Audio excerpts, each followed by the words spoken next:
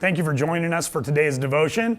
I'm Dan Palmer, a pastor at River City Christian. Today's topic is how do we protect our kids in an R-rated world? My mom was a wise woman. Part of why she was wise is that she continually quoted Bible verses to us. And when we got in trouble and we complained, she would share this verse, Proverbs 22:6.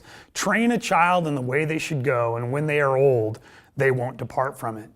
This is an incredible verse for us as parents. I have 3 young boys that I'm trying to raise to be godly young men, that I have to actively train them and engage them in their lives. And one of the ways I do that is by remembering what it was like for me when I was growing up. It gives me grace for them and the difficulties that they're facing. Just think of the TV shows that we watched when we were kids versus what they watch today. When I was my youngest son's age, if I turned the TV on, there'd probably be a pretty wholesome show like The Brady Bunch or The Cosby Show or Little House on the Prairie. Or maybe once in a while you might come across a TV show that was kind of crazy with some bad guys like Dukes of Hazzard.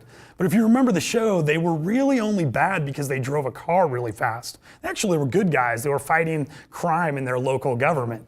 But today, if you turn on the TV, you have shows like Breaking Bad and The Walking Dead, and if you turn on a cartoon, it might not even be a real cartoon. It might be something like Family Guy, and our kids have to navigate this world. On top of that, they got YouTube, wireless headphones where you can't even hear what they're listening to, computer games, and they have a very difficult time growing up as godly young men and women in this society. And so I want to focus on that verse. Train a child in the way they should go, and when they are old, they won't depart from it. Here's a few key tips for you.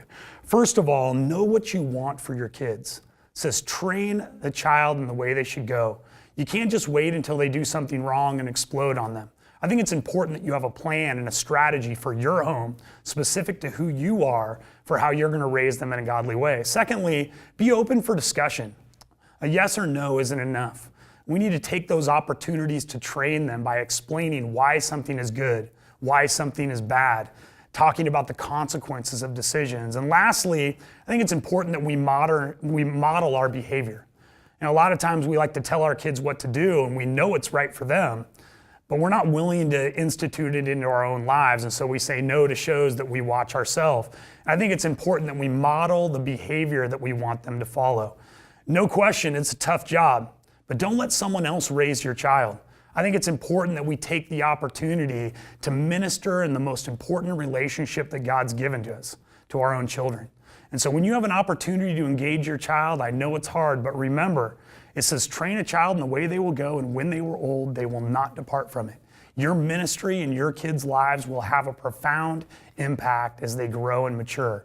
And I encourage you this week to sit down and have a conversation to set up a plan for your family's life in terms of its morality. Have a great day, and God bless you.